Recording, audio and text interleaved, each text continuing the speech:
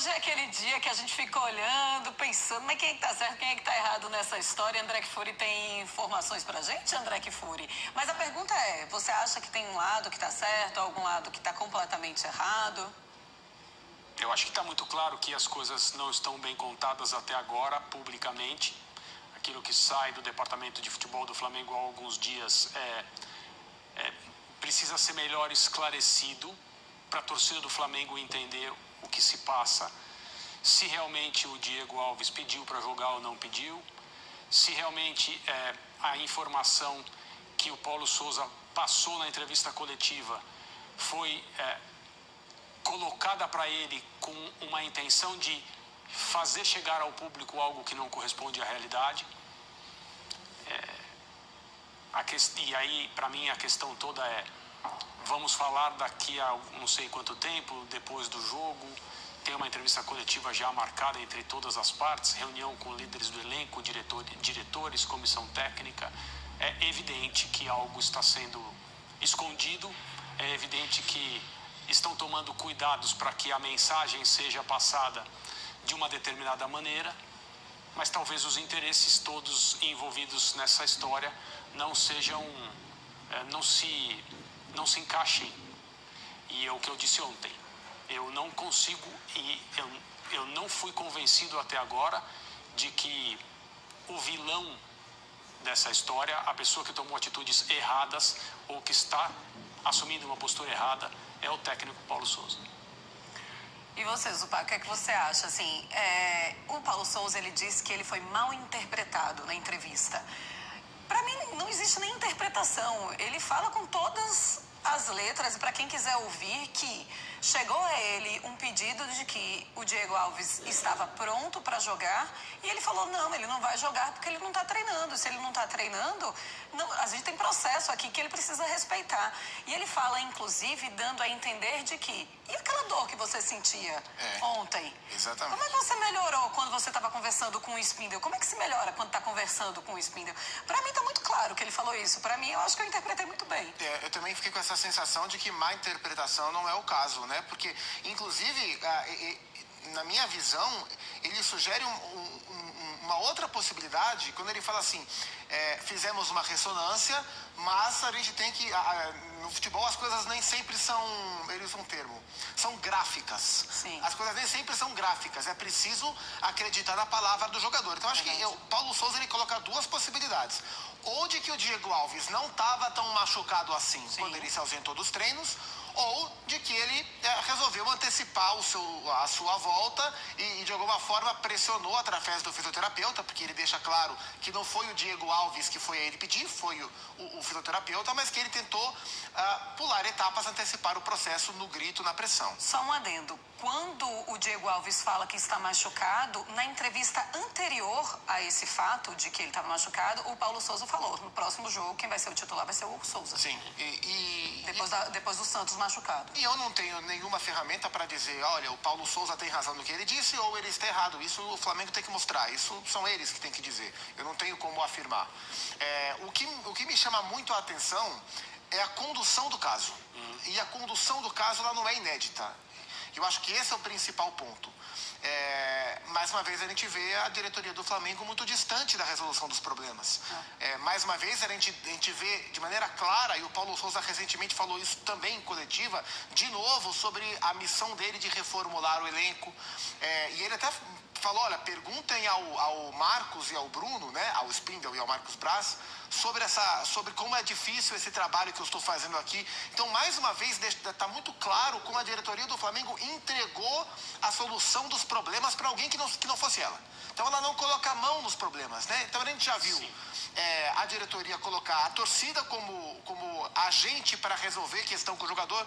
A gente já viu mais de uma vez, e essa não é a primeira, e talvez não seja a última, ou talvez seja porque as coisas estão perto de mudar, né? Mas não é a primeira vez que a gente vê um desencontro de ideias entre jogadores e comissão técnica e a diretoria distante. Então, essa omissão da diretoria do Flamengo na resolução dos problemas, ela expõe os jogadores, ela expõe a diretoria e ela tumultua o ambiente.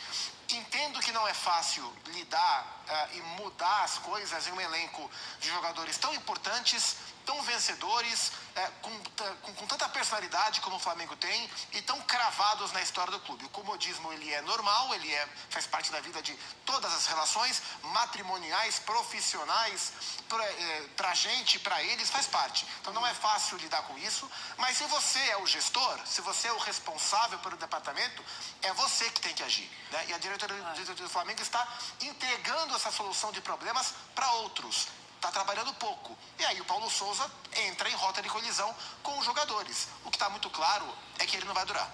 Agora, a relação está desgastada e ele não vai durar. O Paulo Souza não vai durar, isso você acha? Não, acho que não vai durar. Independentemente do que é dito e não dito, o que é escondido ou revelado, eu entendo que o Paulo Souza cometeu 2 erros, pelo menos 2 erros, nesse episódio específico. O primeiro é a maneira como ele respondeu sobre o Diego ter ou não pedido, se colocado à disposição para jogar. Ele poderia ter feito o simples, resposta protocolar. Ele não tem dado respostas protocolares. Mas é isso que eu ia falar. Mas não é de hoje. Ele já chegou assim aqui. Ele é essa pessoa. Então, de incoerência, os portugueses são assim. De incoerência, ele não pode ser acusado. Mas talvez fosse melhor para ele. Certamente seria melhor para ele se ele dissesse o seguinte: o Diego Alves, como qualquer outro jogador do elenco do Flamengo, estará em campo quando o seu técnico assim decidir. Certo. Outro dia, faz algum tempo, perguntaram pro Carlo Ancelotti algo sobre o Hazard. E a resposta dele foi: o grande problema do Hazard é que o treinador dele prefere outros. Fim da história. Acabou a história. Depois eu vou perguntar ao Hazard também como foi que ele recebeu essa... Pois é, mas, né? Se ele fala, ele vai jogar quando eu achar que ele tem que jogar. Obrigado. Esse foi o primeiro erro. O segundo erro faz parte da nota que os seus representantes publicaram hoje nas redes sociais. Certo. Tem uma afirmação ali que não é verídica, a não ser que a minha interpretação esteja errada. E pode estar. Então vamos explicar para não correr o risco de passar essa interpretação errada para quem está nos assistindo. Na nota, o Paulo Souza diz: nunca tive conversa pessoal com quem quer que seja, com nenhum jornalista, blá, blá, blá. Isso não é verdade. Agora, se ele está falando especificamente sobre esse assunto do Diego Alves, pede ou não pede para jogar, tá pronto ou não tá, me contaram, não, eu sei, querem que eu fale. Se ele estiver se referindo apenas a esse episódio, aí eu não tenho como dizer. A frase nunca tive encontros ou conversas pessoais com nenhum jornalista não é verdade. Simplesmente, para ficar claro, não é verdade.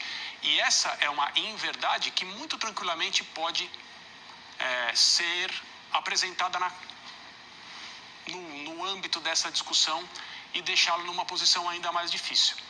Então, se ele está se referindo apenas a esse episódio, ele poderia ter deixado isso muito claro. Sim. Encontros pessoais, conversas pessoais com jornalistas, ele teve.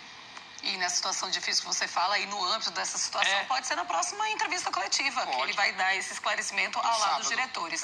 Neste sábado, depois do jogo contra o Goiás pelo Campeonato Brasileiro. Você estava falando sobre a omissão da diretoria, dizendo, olha, a diretoria ela vai jogando para algumas personagens que estão ali ao redor do Flamengo para resolver seus problemas. Eu digo mais, Zupac, eu acho que se fosse só omissão, estava até ok. Sabe aquela história, se você não vai ajudar, você não vem a atrapalhar?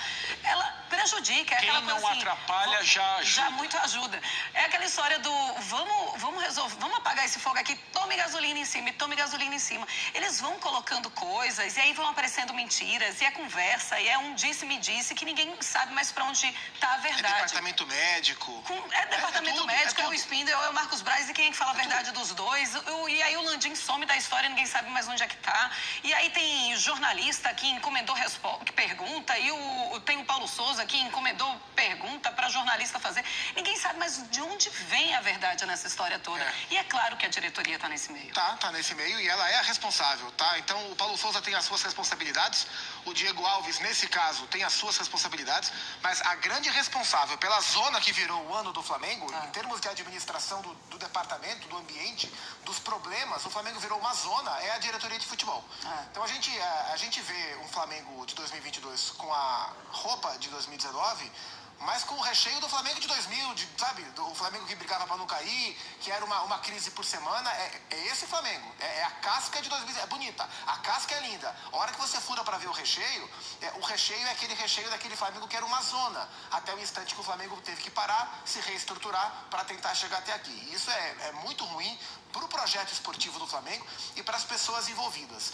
Eu falei que eu tenho a impressão de que o Paulo Souza não vai durar, porque eu acho forte, assim, o que a gente teve hoje é um ponto importante na relação, né? Porque um jogador chama uma reunião com outros líderes do grupo. Sim, com os capitães. Para ficar claro de que o técnico está mentindo. É verdade. Isso não é pouca coisa, né? Todo mundo ficar sabendo o que está acontecendo naquela reunião. E um jogador exige desse treinador uma retratação pública. Pública, Sabe, isso me lembra um pouco, não por causa dos jogadores, porque não foi esse o ponto, mas isso me lembra um pouco o cenário para a queda do Rogério Ceni.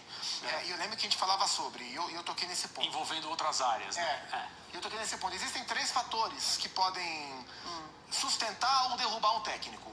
O resultado, indiscutivelmente, é um pilar.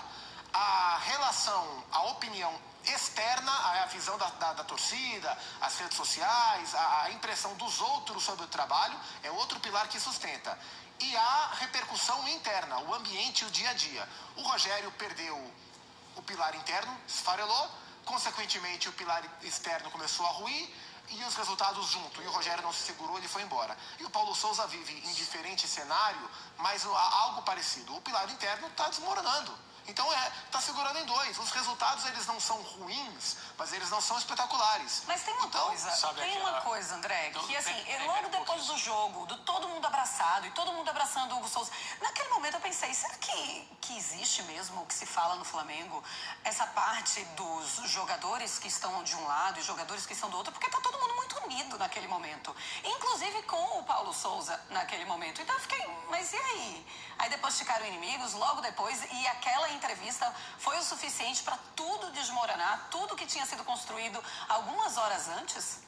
Internamente, em clubes dessa magnitude, quando o trabalho não é feito em prol do sucesso do time de futebol e só, tudo é política. As áreas de influência, as brigas de poder, quem fala mais alto, quem joga, quem não joga, quem vem, quem não vem, tudo é política, especialmente em clubes efervescentes em quase todo o tempo, como o Flamengo.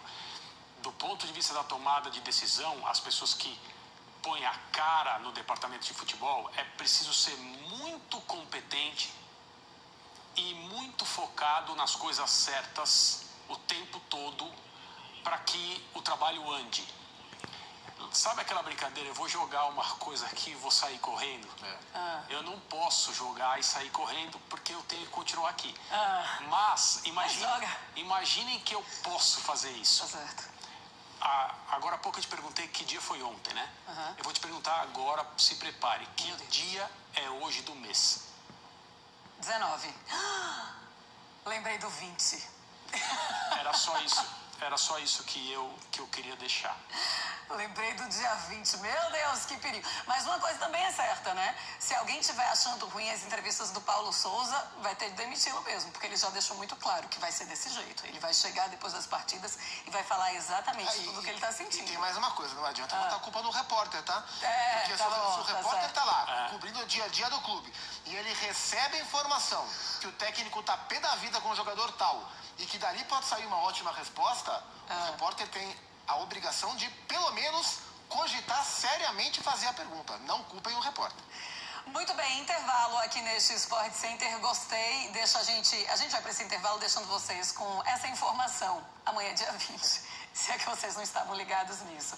E a gente sai também com a festa do Everton, que vai permanecer na próxima temporada na Premier